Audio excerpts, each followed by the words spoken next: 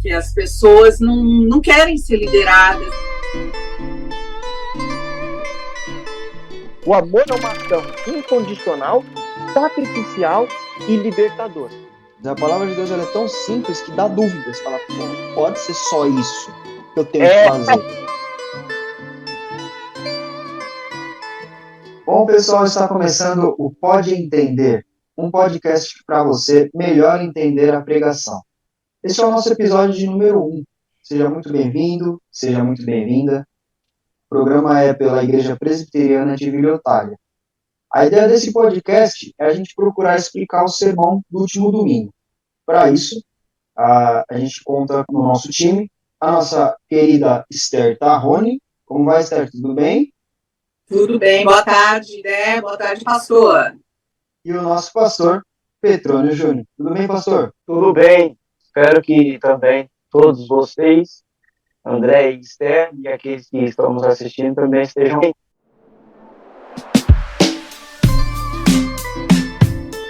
Está começando Pode Entender, um podcast para você melhor entender a pregação.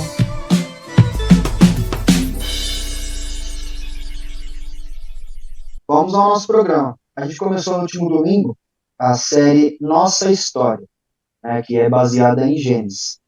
Eu gostaria de fazer uma pergunta para o pastor. Por que Gênesis e por que Nossa História, pastor? Por que esse nome? Eu vou responder invertendo a ordem da pergunta, né?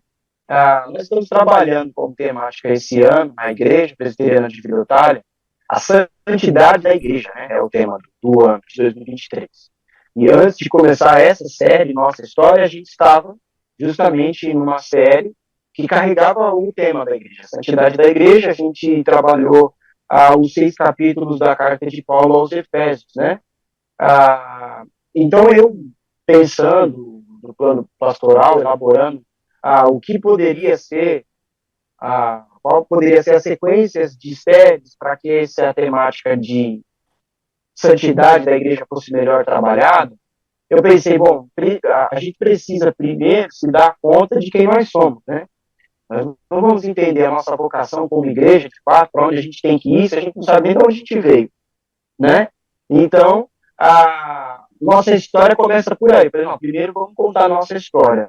As pessoas precisam se dar conta primeiro de quem nós somos, né? Nós somos criaturas de Deus. E aí vai todo o desenrolar daquilo que Gênesis nos ensina, mais especificamente os 11 primeiros capítulos de Gênesis, que dentro da linha da teologia bíblica é chamado de o microcosmo. Quer dizer, tudo aquilo que a Bíblia fala de forma macro, de forma ampla, de Gênesis a Apocalipse, você vai encontrar uma versão micro, uma versão pequena, ali no capítulo, dos capítulos 1 até o capítulo 11 de Gênesis. Você vai ver isso muito claro. Você tem ali criação, queda, redenção e consumação, bem simbolizado, bem tipificado, em todas aquelas primeiras histórias ali, desses 11 primeiros capítulos do livro de Gênesis. Então, por isso, nossa história, né, como pessoas, como cristãos, como um povo em missão, né, e Gênesis, porque os 11 primeiros capítulos de Gênesis, justamente porque os 11 primeiros capítulos de Gênesis nos conta a nossa história. O Gênesis começa, né, com uma ação de Deus. Deus criou, né? É uma ação, é um verbo, é criar, né?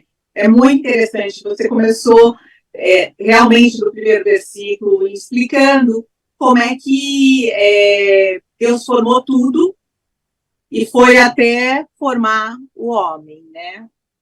Mas no meio desse caminho aí do capítulo 1, Deus dá uma ordem, que é multiplicar e sejam os férteis, não sei o que, essas coisas. Hoje em dia, você acha que essa ordem ainda está fortalecida no meio da gente? Será que esmureceu um pouco isso? Essa coisa de vamos nos multiplicar ainda está valendo? Porque as pessoas não querem mais se multiplicar, né, pastora? Não, está valendo, sim, está valendo. Sabe o que acontece, Espera? Aquilo que eu comentei por cima no sermão, até mais para frente a gente pode falar um pouco melhor sobre isso, a gente às vezes lê Gênesis de forma errada, né?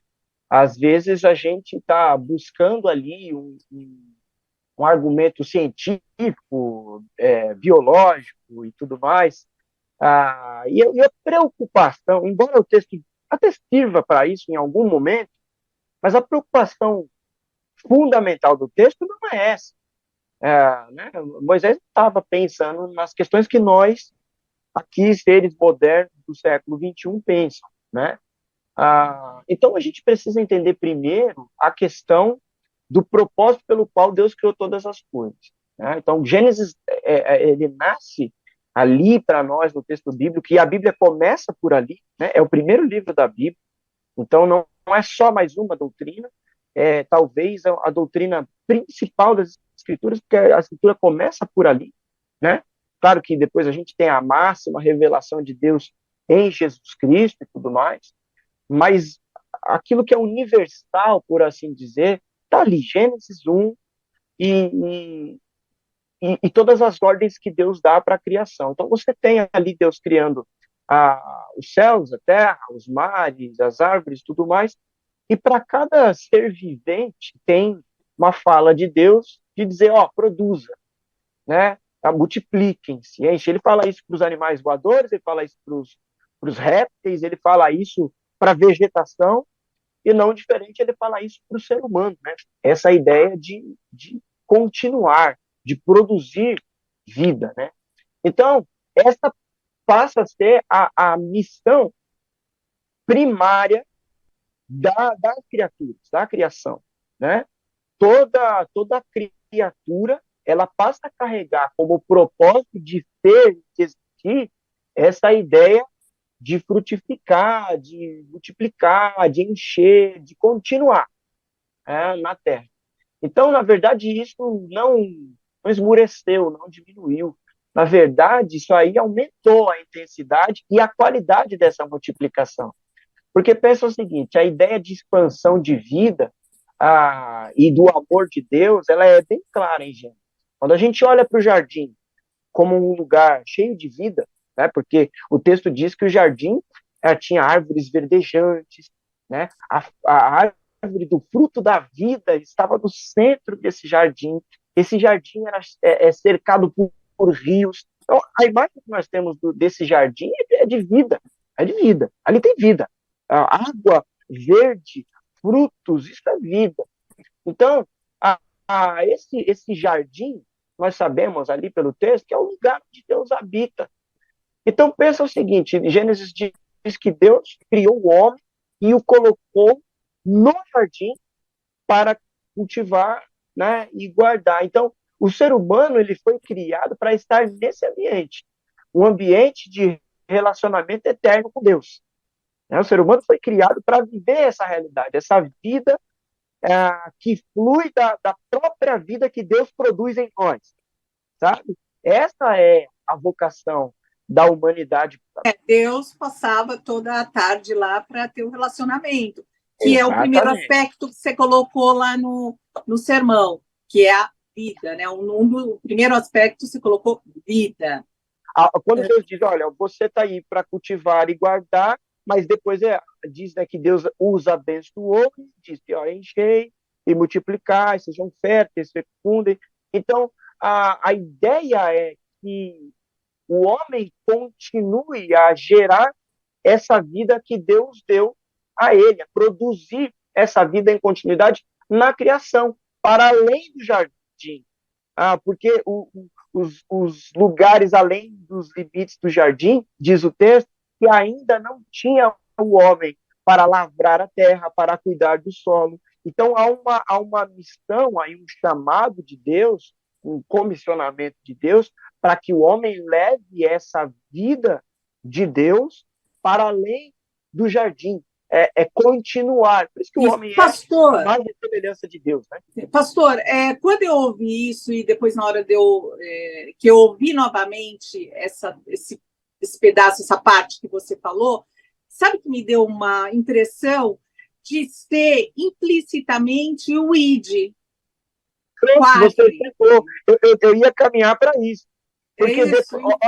porque em Gênesis ainda, essa mesma fala de Deus, ela é reproduzida, ela ecoa. Se você fazer um exercício agora de se lembrar, quando Deus vai fazer a recriação ali, é o termo teológico que a gente usa para Gênesis capítulo 6, ali o pacto com Noé, né? Deus está cansado da impiedade da humanidade, do pecado da humanidade, Deus resolve ali dar um reset, né? Vai apertar, vai reiniciar tudo de novo ali, e ele faz um pacto ali, de novo. Entramos na ideia de que Deus se relaciona. Um pacto ali de Deus com Noé. E Deus separa ali Noé e a sua família, né? Ali tem a história da arca de Noé, e depois que baixam as águas do dilúvio e tudo mais, que Deus ali exibe, né, a beleza do arco-íris como símbolo da aliança, ele diz para Noé, agora você com a sua família tem o dever de encher, multiplicar a terra. Novamente a mesma fala, né? A mesma ordem, né? E não só isso, mais para frente, em Gênesis ainda, mas aí já chegando no capítulo 12 adiante, que é a história de Abraão, qual é a promessa para Abraão? Abraão, eu vou te fazer o quê? Múltiplo, né? Em ti serão benditas todas as nações da terra, tua descendência vai ser numerosa, você vai povoar. Então, essa ideia de multiplicação, de continuidade, é aquilo que Jesus depois vai ensinar para os seus discípulos no término do seu ministério, de dizer, agora vocês têm o trabalho de ir, encher, continuar produzindo vida, fazer discípulos. Então, essa ordem, ela não esmoreceu, ela continua. A questão é que a gente pensa que isso só está falando de fazer filhos, só. Mas o multiplicar é gerar vida, e gerar vida não é só fazer filho, mas é produzir cultura, é abençoar os outros, é beneficiar os outros. Isso é gerar vida, não é Pastor, só fazer filhos, né? E aí, nesse caminho, né, de gerar coisas, né, de viver realmente, a gente inclusive vai ver, acredito que vai ver bastante isso também lá na frente, ainda falando de Gênesis, tem tanta coisa acontecendo com os humanos ali, né, e da mesma forma acontece com a gente. E aí a minha pergunta é com relação ao Deus é amor ou o amor é Deus? Isso hoje em dia assim se perde muito fácil quando as pessoas começam a contestar diante de tanta tragédia, de tanta coisa que está acontecendo, aí as pessoas questionam, né? Mas e Deus? Cadê Deus nessa hora? Né? Da mesma forma, questionam lá, quando teve lá a infração lá de Adão e Eva, né? Deus não estava lá? Então, assim, é difícil para a nossa geração, para o nosso momento, algumas pessoas cederem à permissão, à vontade de Deus. Eu queria que o senhor falasse um pouquinho sobre isso.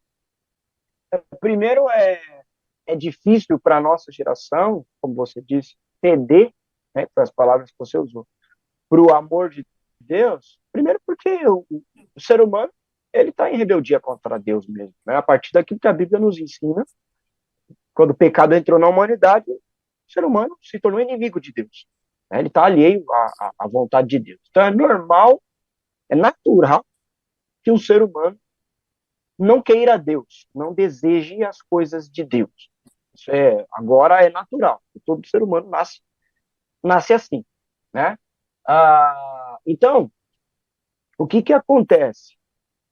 A partir disso, a Bíblia ensina, por exemplo, que o coração do ser humano ele é enganoso. Que o coração do ser humano ele pode demonstrar coisas como cobiça, idolatria, ou seja, desejos errados. Né? Desejos errados. Então, a nossa geração, por exemplo, ela lê Deus é amor, mas ela dá mais ênfase ao amor ao invés de Deus, né? Ela inverte. É como se agora o amor fosse Deus. Não que Deus é amor, mas o amor é Deus. Então, há uma divinização do amor que faz com que as pessoas cheguem a dizer o seguinte: toda forma de amar vale. Mas quando as pessoas dizem isso, toda forma de amar vale, elas estão restringindo o amor a uma experiência sentimental, entende? Aquilo que eu sinto, aquilo que eu quero, aquilo que eu gosto, as pessoas pensam que isso por si só é amor. Mas a Bíblia nos ensina que amor não é um sentimento, um mero sentimento. A Bíblia nos ensina que amor é uma ação. A Bíblia define amor como uma ação, pensa em três coisas: uma ação incondicional, sacrificial e libertadora. Isso é o amor. Romanos 5:1 diz assim, que Deus nos amou em Cristo quando nós ainda éramos pecadores. Ou seja, quando nós não éramos dignos de amor, quando nós não merecíamos nenhum tipo de afeição da parte de Deus, ele nos amou. Nós éramos inimigos de Deus e ele quis nos amar, por quê? Porque ele é amor. Ele não simplesmente tem amor para dar, ele é, essa é a essência dele, ele ama. E sabe quando você acorda e você bate o dedinho no rack, né? Sabe o que pula de você, assim, geralmente é o quê? Uma palavra ruim, um sentimento, né? Uma raiva, né? Isso é o que pula de nós naturalmente. Porque não dá para esperar de um pecador mesmo. Agora, sabe, se Deus pudesse bater o dedinho no rack, o que pula de Deus assim, espontaneamente é o amor. Porque ele é isso. Isso é o que sai dele. Deus é bom, Deus é rico em misericórdia. Ele é assim. Então, não estranhe quando você lê a Bíblia dizendo Deus nos amou quando nós ainda éramos pecadores, porque o amor de Deus ele não é uma reação, ele é uma ação. Então, você tem o famoso João 3,16, né? Deus amou o mundo de tal maneira que deu o seu filho, que fez, né? O próprio versículo lá, Deus é amor, está em 1 João, capítulo 4, o contextinho dele, ali até separei aqui para a gente ler, é 1 João 4, do verso 8 ao verso 10, que diz assim, ó, aquele que não ama não conhece a Deus, porque Deus é amor. Nisto se manifestou o amor de Deus para conosco. 2 pontos. Que Deus enviou seu Filho unigênito ao mundo para que por ele vivamos. Aí, de novo, a relação amor e vida, tá vendo? Nisto está o amor. Não em que nós tenhamos amado a Deus, mas em que ele nos amou a nós e enviou o seu Filho para a propiciação pelos nossos pecados. Ou seja, o amor ele é incondicional, porque Deus é amor, ele não leva em conta os nossos pecados, por exemplo, para deixar de nos amar. O amor, ele é sacrificial, porque Deus, ele deu o seu filho, ele entregou o seu filho. Isso é um ato sacrificial. O filho é a coisa mais valiosa do pai, e ele deu isso como gesto de amor, como demonstração de amor. Mas não só para mostrar o seu amor, mas para que através desse amor, terceira coisa, nós pudéssemos ser libertados. Por isso que o amor é incondicional, sacrificial e libertador. Você acredita que essa troca aí de Deus, amor é Deus, nós, os cristãos, a igreja, também estamos focados nisso? Se for, eu quero algo, então Deus faz, então Deus é amor. Se não acontece, eu falo, mas Deus não é amor? O cristão também não está inserido nisso? Sabe quando começa a nossa confusão dessa leitura do Deus é amor, Esther? Quando a gente tem que falar do Deus é amor, mas tem que dar um passo para trás para também lembrar que Deus é justiça. Sabe? A gente tem esse problema. Parece que se a gente falar demais da graça, se a gente falar demais do amor de Deus, parece que a gente, mas pastor, você tem que falar também, né, que Deus é justo, que Deus pune o pecador, senão, né, o pessoal vai... Não, uma outra hora a gente fala disso também. Por que todas as vezes que nós vamos falar que Deus é amor, se é um assunto exaustivo na Escritura, principalmente na boca de Jesus, né, tão esclarecido, assim, tão recorrente naquilo que Jesus fez, por que todas as vezes que a gente vai falar Deus é amor, peraí, também é justo? Não, quer dizer, Deus é justo, Deus é irado contra o pecado, pecado. Deus é Ele é um misericordioso. todo, né? Ele é um todo, né? Exatamente. Não é Ele compartimentado. Isso, exatamente. Ele é Até eternamente todas essas coisas. No amor de Deus há justiça, entendeu? Na justiça de Deus há amor, entende? o amor não é fofinho, né? O amor não é o carinho todo o Exato. tempo. Olha só como a Bíblia desenha o amor de Deus. Na morte terrível do seu filhinho amado, Jesus, em quem me comprazo.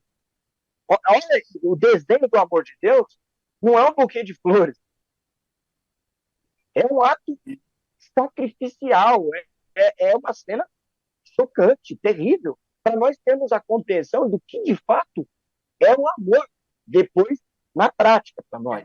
Que é o que fala ali em 1 Coríntios 13, eu vou mostrar o caminho mais excelente. Então, não é o amor romântico, não é? Então, eu ouvi uma vez um pastor falar assim, que ele fica todo arrepiado quando ele vai num casamento, numa bodas, e o pastor lê 1 Coríntios 13. Fala, cara, não tem nada a ver com amor romântico, com amor, né?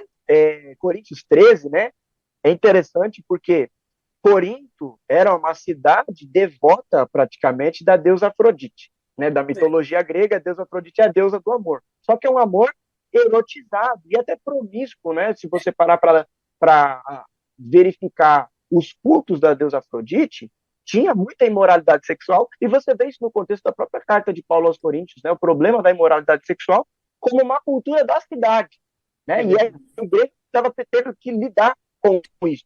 Então, quando chega no capítulo 12 de 1 Coríntios, Paulo fala assim, olha, vocês estão tendo confusão aí com dons espirituais e tudo mais, vocês querem, né, se avantajar com dons e tudo mais, mas eu quero apontar para vocês o verdadeiro caminho, né, o caminho mais excelente.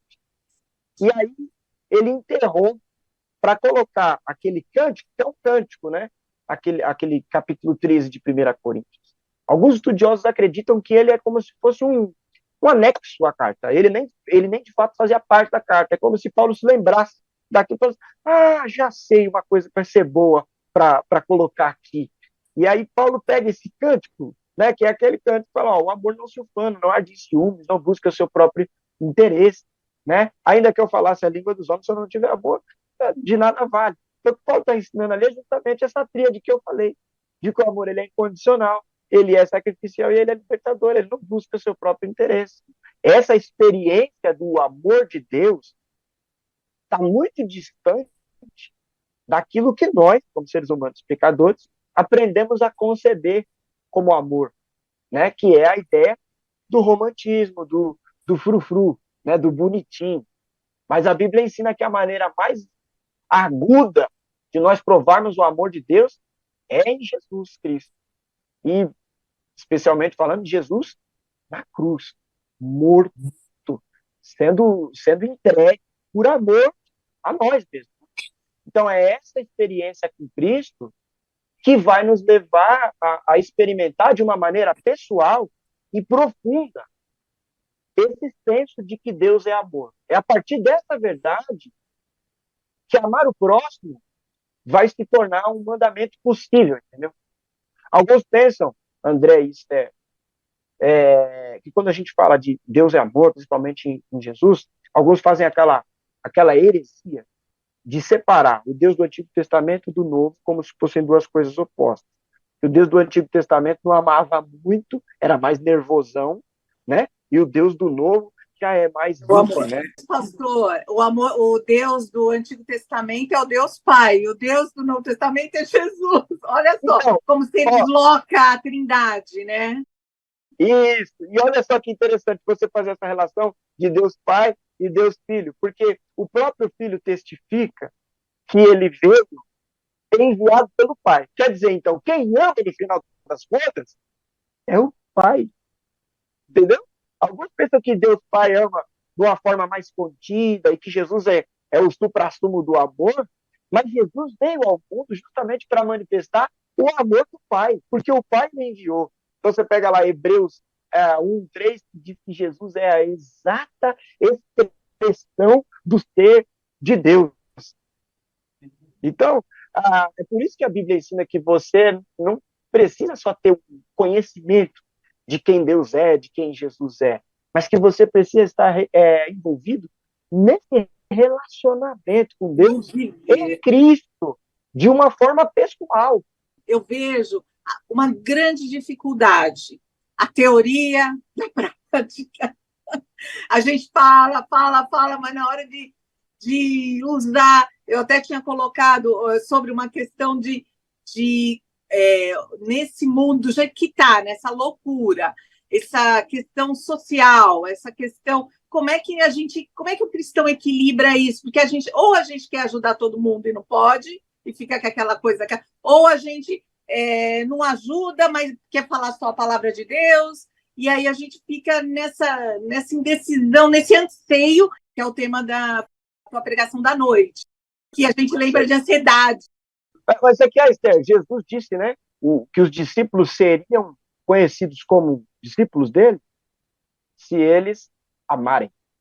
Jesus não disse que nós seríamos reconhecidamente cristãos se nós simplesmente subescrevêssemos uma determinada doutrina teológica, coisa desse tipo. Embora essas coisas sejam importantes, mas Jesus disse que, na prática mesmo, na vivência do mundo, Jesus disse, vocês querem ser meus discípulos mesmo? Querem serem vistos como meus discípulos nesse mundo? Sim, mestre. Amém. O legal é o momento em que Jesus fala isso. É o momento em que Jesus fala isso. Jesus fala isso naquele momento em que Pedro está ali para negar ele, né? Jesus fala, bom, chegou a minha hora, eu vou embora, eu vou ser entregue para ser preso, vou morrer. E Pedro fala, não vai morrer, eu não vou deixar ninguém pôr a mão no Senhor, porque eu te amo, né? E aí Jesus fala, Pedro, quem está dizendo isso na sua boca é Satanás. Você está querendo impedir, né, Deus de efetuar a redenção através do seu filho. Então, o que acontece? Ali, o que a gente aprende? Jesus disse claramente anteriormente, vocês vão ser reconhecidos como meus discípulos se vocês amarem. Mas Pedro estava querendo ser reconhecido como discípulo de Jesus, fazendo coisas que só Jesus podia fazer. É só Jesus que pode salvar as pessoas. Talvez o nosso erro está aí, Esther. Às vezes a gente quer ser o Messias, a gente quer ser o redentor da história, o transformador do mundo. Entendeu? A gente quer salvar a humanidade, mas a gente não vai fazer isso. O que Jesus disse para a gente simplesmente fazer é amar. E o amor, ele demonstra os gestos que hoje, inclusive, são perdidos. Sensibilidade, generosidade, parar para ouvir, parar para olhar nos olhos. Aquele rapaz que separa o carro no farol e ele vem entregar para você o panfleto do apartamento que vai ser lançado ali, e você nem olha, você não, sabe, não baixa o vidro. Isso é falta de amor. É o mendigo jogado na calçada e você parece que ele é mais um integrante da paisagem igual o poste. Não é uma pessoa criada à imagem e semelhança de Deus. Essas coisas que nos fazem. Jesus era alguém movido por compaixão, né? Você vê isso. Essas são as práticas, né, pastor? Essa é o que eu tenho que fazer. Então, assim, eu tenho que estar sempre movido e entendendo que é o que eu tenho que fazer no dia a dia. Jesus disse, na prática, vocês devem amar os seus inimigos. Entende? Difícil, né? O padrão de amar de Jesus, ele é muito elevado, ele é muito distante do nosso. Porque nós queremos amar, inclusive a gente pega amar o próximo, a gente entende que é os nossos familiares. É a outra questão que eu queria falar, né? Eu ia pontuar isso, porque assim, ele fala para a gente amar o próximo. Muitas vezes a gente tem dificuldade para amar o próximo, que dirá o nosso inimigo. Então, mas aí que está a parábola que usa esse termo amar o próximo de forma clara, que é a parábola que nós chamamos de a parábola do bom samaritano, ela mostra que o próximo é o nosso inimigo. Ela conta justamente essa história. Os escribas, né, pessoas que entendiam sobre as escrituras, sobre a palavra de Deus, tentaram pegar Jesus de calça curta, né? E aí disseram para Jesus, o que eu tenho que fazer? Né? Aí Jesus diz, bom, vocês conhecem a escritura, o que ela diz? Ela diz que eu tenho que amar a Deus acima de todas as coisas e ao próximo como eu. Então, faça isso. Jesus disse, você sabe o que tem que fazer, você só não faz. Não faça isso. Aí ele, para dar uma de João sem braço, ele fala assim, mas quem é meu próximo? Tipo assim, eu não faço porque eu não sei quem é que eu tenho que amar, entendeu? Aí Jesus pega e fala assim, então tá bom, deixa eu contar uma história aqui. Tinha um homem que estava no caminho de Jericó, e aí, gente, tem toda uma explicação ali, geográfica, cultural, étnica, né? Que para nós, às vezes, fica distante e a gente não entende, né? E aí Jesus está dizendo, ó, tinha um cara no caminho de Jericó e tal, e ele foi assaltado, espancaram ele, e esse homem foi completamente vilipendiado e jogado no canto da estrada quase morto. E então veio um sacerdote. Bom, imagina, né, um judeu ali do segundo templo, dos dias de Jesus, ouvindo essa história, ele já tem ali a concepção do que é um sacerdote. O sacerdote era o único representante do povo de Deus que podia entrar no Santo dos Santos, que era a tipificação do Jardim do Éden, né? Que era a tipificação da presença de Deus. Então o sacerdote podia entrar ali para oferecer sacrifício. E aí Jesus está dizendo, ó, e o sacerdote fala, é homem de Deus, né? Ele vai resgatar o caído, né? Ele fala, e aí o sacerdote fez que não viu, passou direto, foi para o templo. Em seguida veio o levita, aí a mesma compreensão, o levita também era um homem de importância enorme do serviço do templo, de adoração do povo de Deus. E aí o levita também finge que não veio e passa reto. Aí entra um grande personagem da história que Jesus coloca. Aí fala, e viu um samaritano. Eu imagino que nessa hora, as pernas do escriba começou a tremer, a mão começou a suar. Porque o samaritano é o palmeirense do corintiano, entendeu? O samaritano e o judeu, eles têm uma história bem, bem complexa, bem conflituosa. O Antigo Testamento conta um pouco disso. Tem um problema ali que é racial e também teológico, doutrinário. Por quê? Porque por causa dos cativeiros ali, Babilônia, Pérsia, Síria. o reino do norte, que era a região da Samaria, né, quando o reino se dividiu, as Sírias, Persas, Babilônia tiveram muita influência ali, a ponto de acontecer miscigenação, mistura de raça, né? E judeus ali, né, se envolvendo com eles. E o pessoal do Reino do Sul, o pessoal de Jerusalém, disse, ó, eles estão se misturando, eles não são mais puros, não são judeu. Eles estão misturados. Então começa a ter uma questão ali racial. Há um certo racismo com o samaritano, porque ele é miscigenado. E aí também, por causa disso, eles estão meio que acordados, impedidos de não mais frequentar o templo em Jerusalém. E eles então passam a edificar um templo lá no monte de Samaria. Inclusive, lembra da pergunta da mulher lá em João 4 para Jesus? Samaritana, né? Mulher samaritana. Jesus, qual é o lugar certo de adorar? É lá em Jerusalém ou é lá em Samaria? Porque agora tinha esses dois lugares distintos, né? E Jesus ainda responde para ela, é em qualquer lugar, é em espírito e em verdade. Então, quando Jesus coloca na história o personagem samaritano, imagina o escriba falando, esse aí com certeza vai matar o cara que está jogado na beira da estrada. E aí Jesus fala, e ele foi, abaixou, acolheu, passou remédio, né, entendeu ali as feridas, colocou o homem no seu ombro, como o bom pastor faz com as ovelhas perdidas, Investiu levou ele recursos, para a né? hospedaria, investiu tempo, recurso, e aí Jesus falou, tá aí. E aí Jesus perguntou para o escriba, quem é o próximo? Geralmente, a gente entende assim, o próximo era o homem que estava jogado na estrada, a gente tem que amar o necessitado. Mas não era isso que Jesus estava ensinando. Jesus estava ensinando o escriba que o próximo é o samaritano, é o inimigo. Porque o samaritano estava fazendo coisas que ele não estava fazendo, que eles não estavam fazendo. O samaritano estava demonstrando virtudes, né, que eram dignas de louvor, de reconhecimento, de amor. Perceber que o samaritano não era um monstro, um bicho, né, um ser, sabe, uma escolha. Não, é alguém possível de ser amado. Então, por isso que Jesus diz, vocês têm que aprender a amar o inimigo.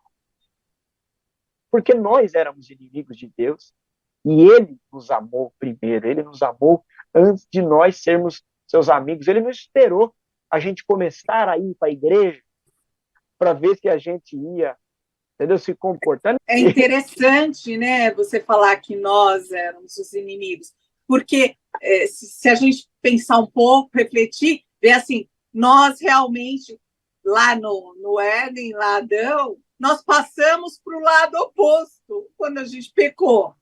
Então nós éramos os inimigos dele. Olha só, Deus dá um modelo para a gente. Pastor, você mencionou no sermão que nós temos que ler Gênesis como aquela época, pelo menos entender aquele contexto. Como é que nós, homens, desse século XXI, tecnológicos, científicos, todos aí os adjetivos, as formas, as formações que nós temos, nós podemos ler Gênesis? Qual é o nosso olhar? Qual vai ser o nosso olhar para ler? Legal, essa é uma excelente pergunta, Esther, porque esse princípio é um princípio da hermenêutica, né? Não é um princípio que vale só para Gênesis. Na verdade, é um princípio que vale para qualquer interpretação de texto, né? Até mesmo fora da Bíblia, para que você entenda a mensagem do texto com clareza, você vai precisar estar contextualizado com o assunto, senão você vai ficar pressupondo coisas, você não vai entender nada, porque você não está inteirado do assunto. Então, a Bíblia, por se tratar de uma obra literária, porque a Bíblia é uma obra literária, ela tem gêneros literários, e na Bíblia tem poesia, tem narrativa, tem profecias, tem cartas, então tem diferentes tipos de gêneros literários dentro da Bíblia. Você não pode ler uma poesia, um salmo, né, que é uma linguagem poética, da mesma forma, por exemplo, que uma carta de Paulo. Primeiro porque, por exemplo, um salmo, por ser poesia, tem uma linguagem metafórica, tem uma linguagem, às vezes, alegórica para algumas coisas. Por exemplo, o Senhor é o meu pastor, né? A tua vara e o teu cajado me consolam. Significa que Deus tem um super cajadão gigantesco, maior que o universo, que ele vai... Não é isso. É uma figura de linguagem. Davi, é o autor do Salmo, ele é pastor. Imagina para Davi ali, cuidando de suas ovelhas, sendo levado a pensar, poxa, é assim que Deus cuida de mim. É dessa forma que Deus me orienta, é dessa forma que Deus demonstra o seu amor para comigo. O Senhor é o meu pastor. Sabe? Aí é uma reflexão, a criatividade poética do autor. Então, você tem que se lembrar disso, né? Quando você vai interpretar um texto. Aí você vê Paulo, por exemplo, exortando nas suas cartas já é um outro gênero literário. Até a forma que Paulo escreve é diferente da forma que João escreve, da forma que Pedro escreve. Então tem essas relações, né? As próprias parábolas de Jesus, né? Eu sou a videira, vocês são os ramos. Para alguém que nasceu em São Paulo no século XXI, talvez ele nem saiba o que é uma videira. Talvez ele nunca nem tenha visto nessa cidade cinza, cheia de prédios, o que é uma videira. Inclusive, os convido a ir lá na garagem da irmã Miriam, que ela tem uma baita de uma videira lá, que dá uns caixão de uva bonito lá. Então, assim, é raro hoje ver uma videira. Então, mas a gente precisa entender o que era uma videira nos dias de Jesus, todas essas coisas. Então, esses são princípios da hermenêutica, né? Assim, que vai facilitar. Tem um outro caminho de interpretação do texto bíblico, que você já deve ter ouvido ou escutado o termo, que é o termo exegese, né? Que é a ideia de analisar o texto. Então, a gente está falando do texto bíblico. Um texto do Antigo Testamento, por exemplo, Gênesis, por exemplo, ele é originalmente escrito em hebraico, um hebraico antigo, não é nem um hebraico atual. As suas reformas ortográficas, assim como o português também já passou por reformas ortográficas, faz com que o texto do hebraico bíblico é um hebraico antiguíssimo, né?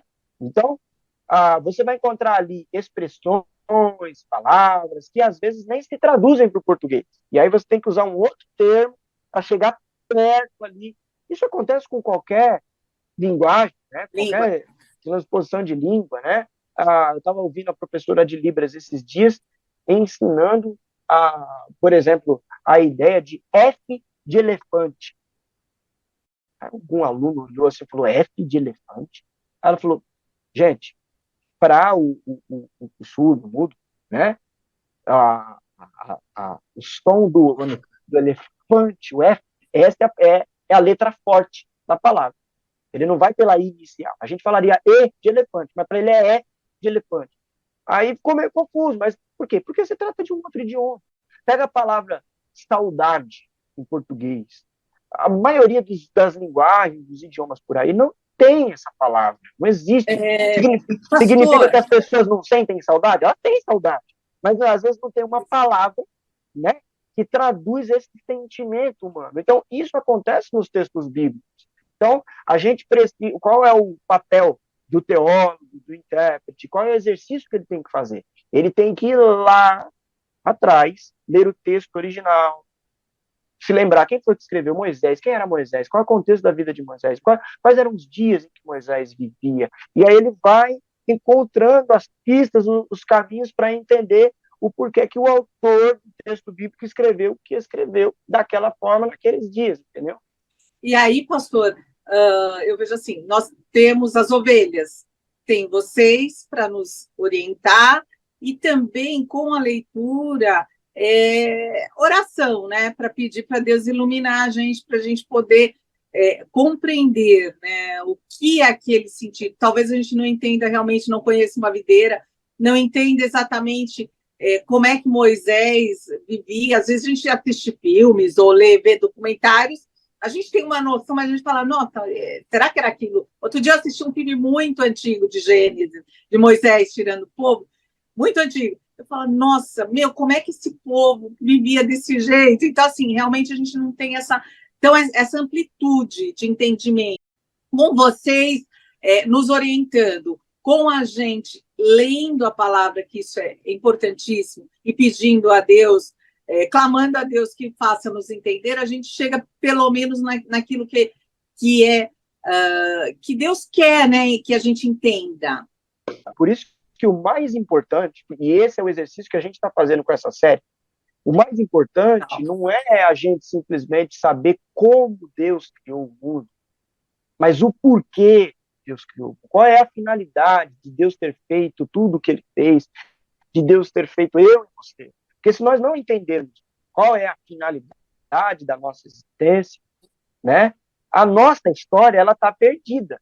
A gente vai acabar entrando em alguma outra narrativa, entendeu? A gente vai acabar achando que essa história se limita ao que eu quero, ao que eu sinto, ao que eu penso, ao que eu desejo. Então, nessa a gente corre atrás de quê? De riquezas, dos prazeres humanos, e a gente não entende qual é, de fato, a finalidade, o propósito de nós termos sido inventados, né, criados, planejados, pensados por Deus. Então, por isso que é importante o exercício da interpretação do texto bíblico, porque você entende o propósito da mensagem. Em termos práticos aqui, vamos imaginar o seguinte: um jovem da periferia de São Paulo, do século XXI, um MC de funk, ele resolve escrever uma música, uma poesia, por assim dizer, retratando a realidade do que ele vê ali, na realidade dele, a periferia de São Paulo, do século XXI. Vamos imaginar que lá no século XVI, alguém encontra esse documento, essa poesia.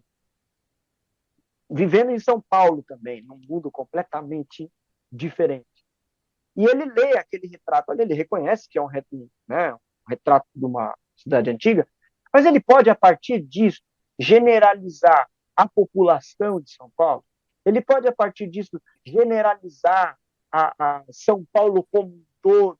Não, aquilo ali é uma partícula, é um recorte, é a vida de alguém que é uma fração da população de São Paulo, de uma classe social determinada de São Paulo. Entende? Uma pessoa de uma outra classe, de uma outra, de um outro repertório cultural, talvez não escreveria sobre aquelas coisas, nem daquela mesma forma. Então, Entende? A gente precisa entender quem é o autor, qual é o momento dele, quem é, onde isso foi escrito. Quem era Paulo, por exemplo? Qual é a história que nós temos de Paulo, mesmo pela Escritura? Paulo era um fariseu, perseguidor da igreja, era um homem que, né, odiava, por assim dizer, os gentios, os cristãos, eles perseguiam, eles matavam. Quase que por racismo também, né? Porque ele era um fariseu. Exato, exato. Então ele fazia aquilo achando que estava fazendo bem, né? Exato, era o zelo religioso dele. Por ser fariseu, você também aprende que o fariseu era um homem douto na escritura, sabe? Alguém completamente capaz. Então, esse é o background que a gente tem mínimo ali de Paulo. Aí você vê o cara escrevendo, por exemplo, para os Gálatas. Gente, a circuncisão não é de nada. Não precisa mais de circuncisão. Eu estou aqui para servir os gentios. Você fala, o que aconteceu com essa pessoa? Ele odiava gentil, ele queria matar gentil. Ele era fariseu, a lei era tudo para ele. Gente, o que aconteceu com esse homem? A gente precisa passar pela experiência que ele teve lá no caminho de Damasco, que foi o que mudou a vida dele. Quando ele se encontrou com Jesus, a vida dele foi mudada, a mente dele mudou, os pressupostos dele mudou, a cosmovisão dele mudou. Ele se transformou, ele nasceu de novo, ele é uma nova pessoa. Ele já não pensa mais como ele pensava. Então, você falando isso, a gente tem que estar altamente sensível com as experiências que a gente vive no dia a dia. Exatamente. E a gente não vai conseguir ser pessoas altamente sensíveis a essas demandas do dia a dia se nós não passarmos por essa experiência que Paulo falou. A gente não vai amar de verdade. Vai fingir que ama. A gente vai fingir que se importa. A gente vai forjar sensibilidade, vai forjar generosidade. O Evangelho nos ensina que é melhor dar do que receber. Então, e tem gente, às vezes, dando só para vangloriar-se a si mesmo, né? Louvar a si mesmo. A lei do reino de Deus, daquilo que o Evangelho nos ensina, é invertida. É tudo o contrário. Você quer ser o primeiro, você tem que ser o último. Você vai ser ofendido do lado, então dá o outro lado. Se alguém te chamar para caminhar uma milha, você caminha duas. Então, é tudo o contrário. Só que a gente não vai conseguir viver assim, dessa forma, se nós não passarmos pela experiência de nascermos de novo. Não passarmos pela experiência de sermos afetados por aquilo que nós falamos no começo. Pelo amor de Deus em Cristo Jesus, lá na cruz, nos tocando aqui agora, pessoalmente. Se nós não somos afetados por esse quadro, pelo Cristo na cruz, ensanguentado sacrificialmente, se entregando por nós, a nossa vida não vai ser transformada. Sim. Você pode frequentar a igreja, escola dominical, fazer teologia, fazer o que for, pode ter um temperamento de paciência e de mansidão, mas sem a conversão, sem ser afetado realmente pelo amor de Deus, sem ser habitado pelo Espírito de Deus, você não vai ser alguém que realmente ama e produz vida. Então, pastor, para a gente entender e fazer uma síntese desses dois sermões da manhã e da noite, você acha que nós, nutrindo e cultivando o amor, nós geramos vida ou nós buscamos a vida? Exatamente. Os dois sermões o último era o propósito. Qual que é o propósito da nossa existência? O propósito da nossa existência é viver em amor com Deus, gerando vida, principalmente para o próximo e a toda a criação. Sermão da noite, o anseio. Qual que é o nosso anseio? O nosso anseio é viver diante de Deus, pois para isso nós fomos criados, né? E também diante disso, nós temos uma missão, né? Adoração e missão são duas coisas ligadas. Então, em síntese, a gente pode lembrar daquilo que Paulo escreveu aos Romanos, capítulo 8, dizendo que nada poderá nos separar do amor de Deus. Nem a fome, nem a nudez, nem a morte, nem o diabo. Por quê? Porque nós estamos esclarecidos de que o amor de Deus é mais poderoso que a própria morte. A graça dele gera vida. Mas isso tudo nós só podemos experimentar se pela fé o nosso coração abraçar Jesus como o único que pode realmente nos dar essa vida fértil. Né? Que Jesus disse assim, eu vim para que vocês tenham vida em abundância. E o termo sinônimo de abundância é abastado, rico, fértil. Deus quer que nós transbordemos vida. Nós fomos criados para fazer existir, para gerar vida, para produzir vida. Então, essa é a nossa história. Nós estamos aqui nesse mundo para isso. Mas nós só vamos produzir vida, transbordar amor, se nós percebemos que nós fomos criados para viver um relacionamento pessoal com Deus. Muito obrigada, pastor. Foi ótimo. Muito bom. Não que a mensagem de domingo, nenhuma delas tenha sido esclarecedora, mas agora o plus veio para cortar as pontas aí, né? E esse é o propósito. Pode entender. Um podcast para você entender melhor a pregação. Tá? A gente tem mais, dá para ter um pouco mais de tempo aqui, não tanto tempo também, mas dá para a gente pegar os becos, né, que o sermão deixou ali aberto. Pessoal, obrigado pelo tempo de vocês. Pastor, Esther, você que ouve a gente, você que está assistindo. Esse foi o Pode Entender, um podcast para você melhor entender a nossa pregação. Valeu. Isso aí. Fiquem com Deus. Um grande abraço. Tchau, tchau. E até semana que vem, hein? Até semana que vem. Tem mais. A gente vai continuar falando aqui da série Nossa História.